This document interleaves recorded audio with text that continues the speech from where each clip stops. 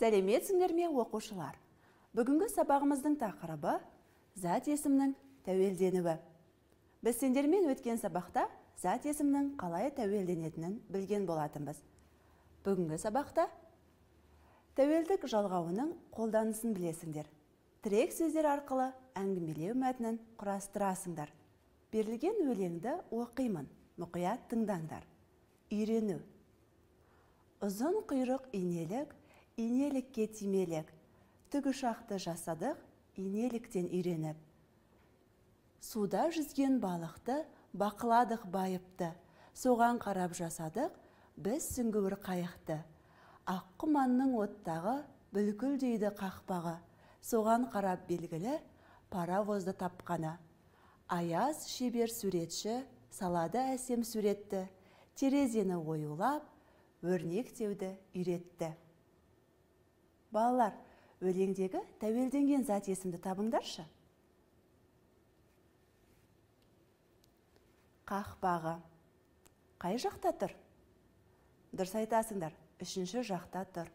Түбір сөздегі өзгерісте не байқадыңдар? Мұндағы қ дыбысы ғ дыбысына өзгерген.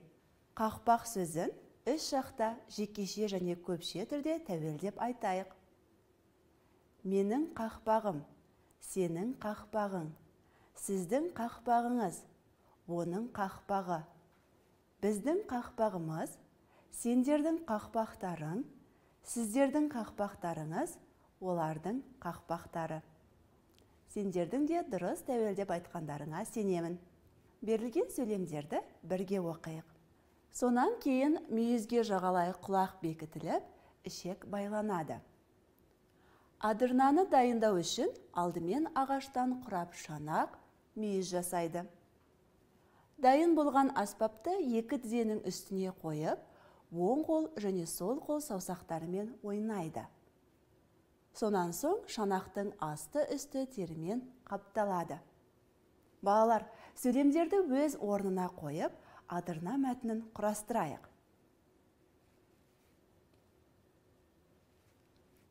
Қанеке, мәтінді қайта оқиық. Адырнаны дайындау үшін алдымен ағаштан құрап шанақ, мүйіз жасайды. Сонан кейін мүйізге жағалай құлақ бекітіліп, ішек байланады. Сонан соң шанақтың асты үсті терімен қапталады. Дайын болған аспапты екі тізенің үстіне қойып, оң қол және сол қол саусақтарымен ойнайды.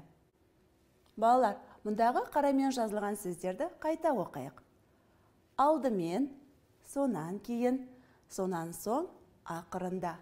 Осы сөздерді қолданып, зат есімді талдау үшін не істеймін тақырыбында мәтін құрастырып көріңдер.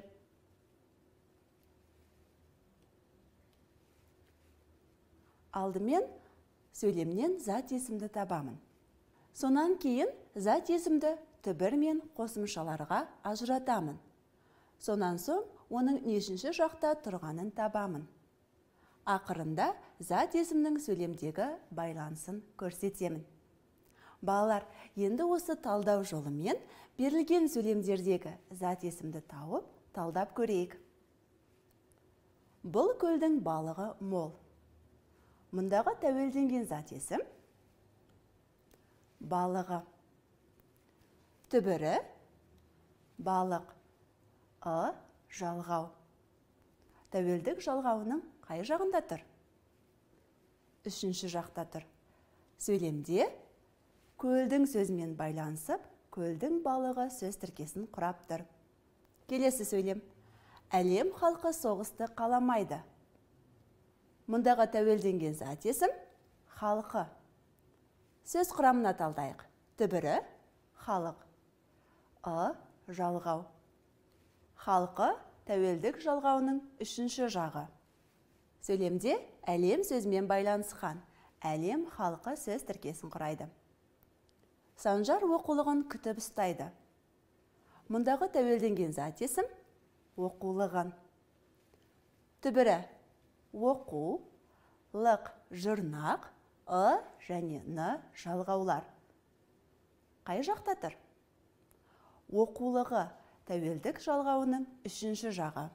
Сөйлемде оқулығын күтіп ұстайды. Сөз тіркесін құрайды.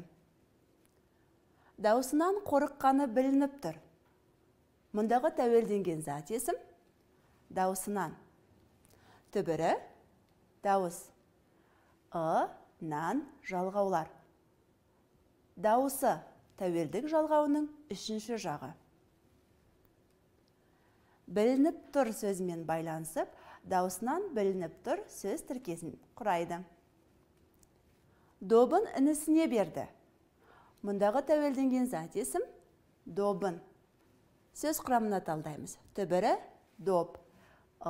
Ны жалғаулар. Добы тәуелдік жалғауының үшінші жағы.